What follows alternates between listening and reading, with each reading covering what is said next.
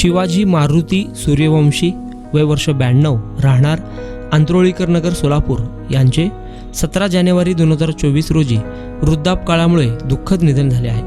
ते ग्रामसेवक म्हणून शेळगी येथे कार्यरत होते। तसेच त्यांनी सिद्धेश्वर शिक्षण मंडळ शेळगी संचलित श्री SK बिराजदार प्रशाला शेळगी येथे सचिव म्हणून देखील काम पाहिले होते। ते सैनिक स्कूल सातारा येथील माजी शिक्षक रवी किरण सूर्यवंशी आणि पुण्यश्लोक अहिल्याबाई होळकर विद्यापीठ सोलापूर येथील माजी प्राध्यापक शरद सूर्यवंशी यांचे वडील होते।